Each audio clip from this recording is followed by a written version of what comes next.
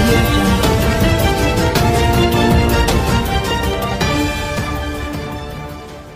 ఇప్పుడు నేను ఈ సమస్యని మాట్లాడాలి అంటే నాకు బీసీలు దూరం అయిపోతారు. కాపు రిజర్వేషన్ గురించి మాట్లాడాలంటే నాకు బీసీలు దూరం అయిపోతారు. కాపు రిజర్వేషన్ గురించి ప్రోగా మాట్లాడాలంటే నాకు వీళ్ళు దూరం అయిపోతారు.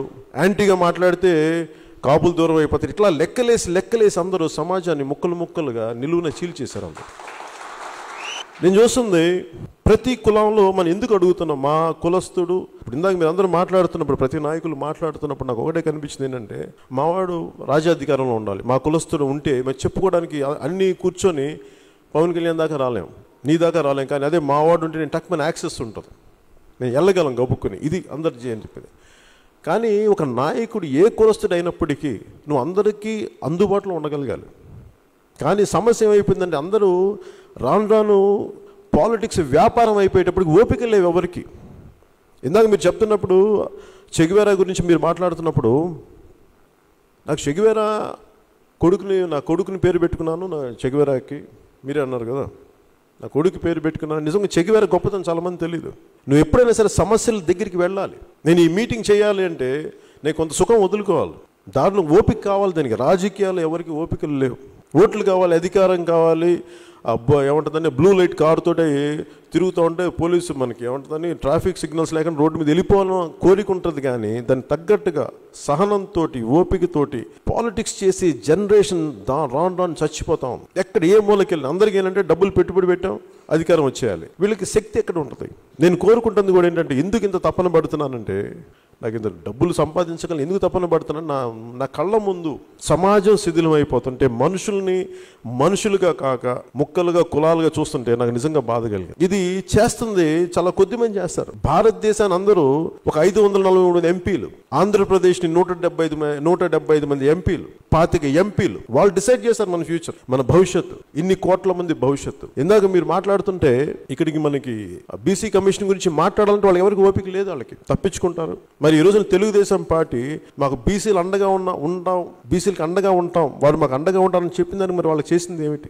కాపులకి రిజర్వేషన్లు ఇచ్చేటప్పుడు బీసీలకి అన్యాయం జరుగుద్ది అన్నది పెట్టేది మీరే, కాపులకి రిజర్వేషన్ ఇవ్వాలి అనేది దానికి వెనకుండేది మీరే. ఇన్ని రకాలుగా మనుషుల్ని ముక్కలుగా చీలుస్తుంది ఈ పాలసీస్, ఈచ్ పాలసీ, ప్రతి ఒక్క పాలసీ. మరి దీంట్లో మనం అర్థం చేసుకోవాల్సింది, మనకి గొడవలు పెట్టి ప్రతి సమాజంలో ముస్లింల దగ్గర నుంచి ఎస్సీల దగ్గర నుంచి ఏ మూలకని వీళ్ళు చూడండి కానీ బాగుపడేది. ఉదాహరణకి మత్స్యకారుల్ని ఎస్టీలో పెడతామంటే అక్కడ గొడవ జరుగుతున్న మనకి శ్రీకాకుళంలో మత్స్యకారులకిను షెడ్యూల్ ట్రైబ్స్ కొట్టేసుకున్నారు. ఇంకొక చోటకి వెళ్తే అక్కడ బోయల్ని ఎస్టీలో జాయిన్ చేస్తామని చెప్పి బోయల్ని ఎస్టీలో గొడవలు పెట్టేశారు. అలాగే ఎన్ని రకాలుగా సమాజాన్ని విడతీయాలంటే అన్ని రకాలుగా సమాజాన్ని విడతీస్తున్నారు ఈ వ్యక్తులు.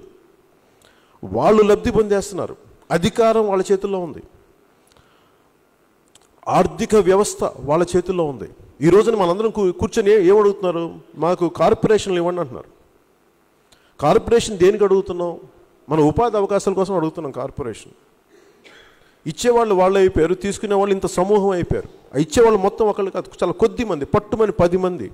ఈ 10 మందిని కాదని ఒక సరికొత్త సమాంతర వ్యవస్థని తీసుకురావడానికి ఎక్కువ సమయం పట్టదు. మనందరం కలిసి ఒకసారి అనుకోవాలి, నిజంగా అనుకోవాలి, మార్పు జరుగుద్ది. కానీ ఆ బలం లేనప్పుడు అనైక్యత మన సమస్య తప్ప నిజంగా ఐక్యతగానుంటే చాలా తేలికైన సమస్య. అధికారం మార్చేయండి. అది నేను పవన్ కళ్యాణ్కి ఎందుకు చెప్తున్నానంటే, నేను ఎవరిని నాకు అడగడం నా చిన్నప్పటి నుంచి నాకు అలవాటు లేదు. పల్లం దగ్గరికే నీళ్ళు రావాలి, నేను పని చేసుకుంటూ వెళ్ళిపోతాను. అధికారం జనసేన పార్టీకి ఇస్తే మన జీవితాలు బాగుపడతాయి, భవిష్యత్తు బాగుంటుంది, మన బిడ్డల భవిష్యత్తు బాగుంటుందంటే అప్పుడు మీకు నమ్మకం కలిగితే ఓటేయండి. అప్పుడు దాకా నేను అడగను.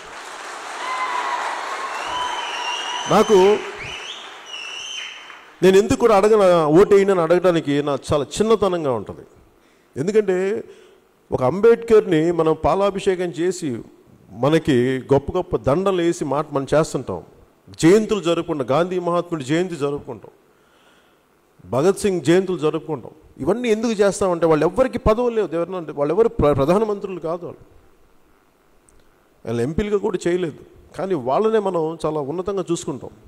ఈ దేశం మొత్తం నిర్మితం అయ్యింది ఏమీ ఆశించకుండా పనిచేసిన గొప్ప మహానుభావులు, వాళ్ళని పూజిస్తాం. ఒక చంద్రశేఖర్ ఆజాద్ కావచ్చు, పూలే కావచ్చు, వీళ్ళెవరు ఏ పదవులు లేవు.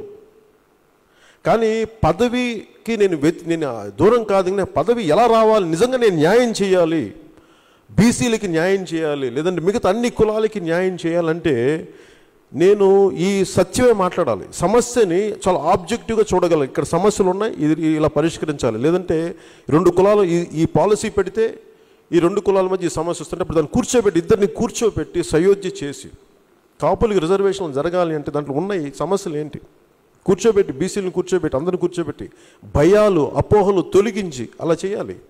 కానీ మన గ్రామ స్థాయిలో కూడా కొట్టేసుకునే స్థాయికి తీసుకెళ్ళిపోయారు. అలాగే ఉత్తరాంధ్ర చూసినా కానీ 1-2 కుటుంబాలు బలపడిపోతాయి, మిగతా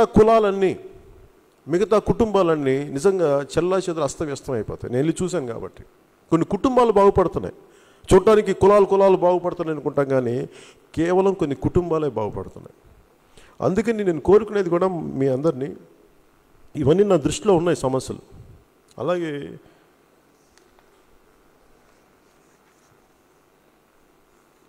ఏంటండి వీడియో నచ్చిందా? అయితే ఓ లైక్ వేసుకోండి, లేదంటే ఓ కామెంట్ చేయండి. ఎప్పటికప్పుడు మా వీడియోస్ చూడాలంటే సబ్స్క్రైబ్ చేసుకోండి.